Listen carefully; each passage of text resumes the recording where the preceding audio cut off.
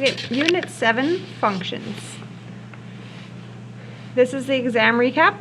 So a few things we're going to do is functional notation. So this says, what is f of 9? So when you input a 9, what is the f of x going to be? So input a 9. So 5 times the input of 9 minus 1. So 45, subtract 1, ends up being 44. Okay, so this means to input a -2 into the g function. So I'm going to replace the input. So input squared plus 3. And then this is positive 4. So it ends up being 7. Okay, g of f of 3. So first of all, I have to find what is the f of 3. So f of 3, so I input a 3 into the f function. So 5 times 3 minus 1, which is 15 minus 1, or 14. Okay, now I need to find the g of 14. So 14 squared plus 3. So I went here and I put a 14 into the g function. So 14 squared is 196. So it ends up being 199. Okay, what is g of f of x?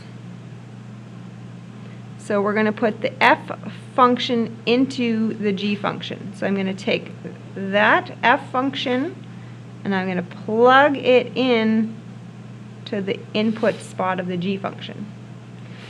So the input squared plus 3.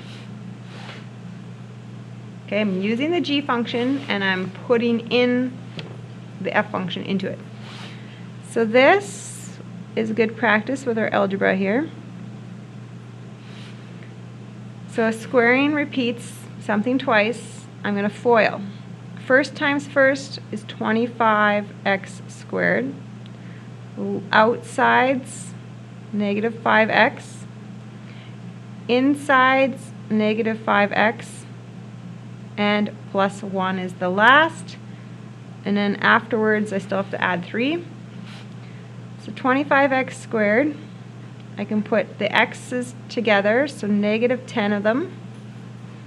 And I can put the number together as plus 4. What is x when the f of x is 24? So I know the f of x is 24. So now what does this x have to be? So this time I gave you the output.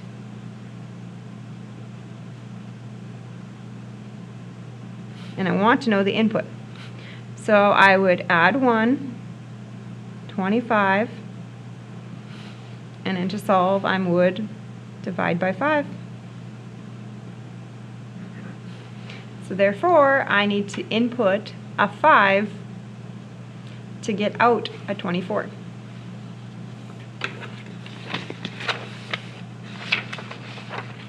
Okay, what's the domain range, and is this a function or not?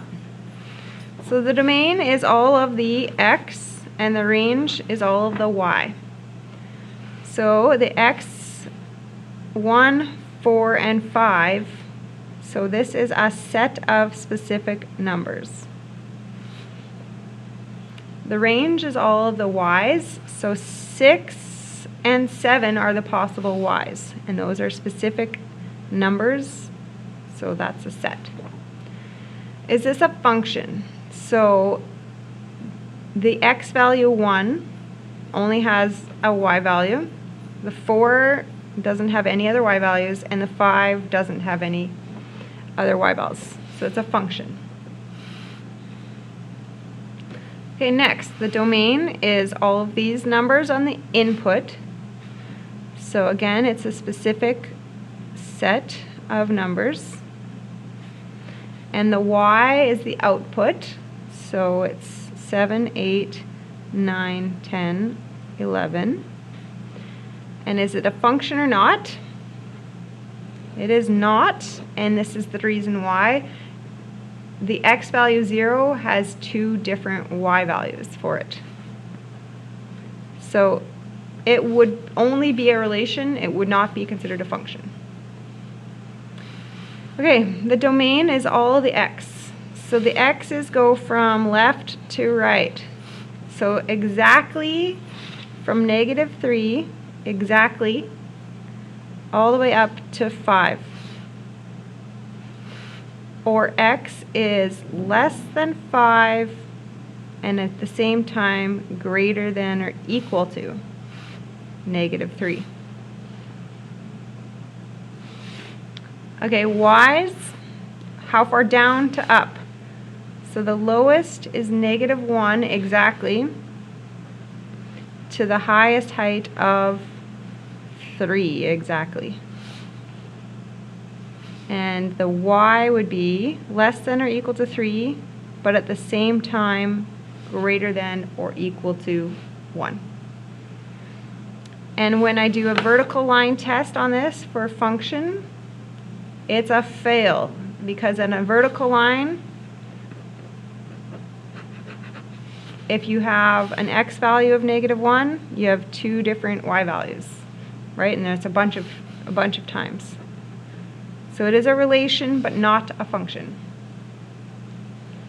Okay, and the last one here, the domain. So here's an arrow, it's going forever left and an arrow forever right. So -infinity to +infinity. Or x can be an element of any real number. X can be anything. And the y's, how far down? You're going down, down, down, down, down.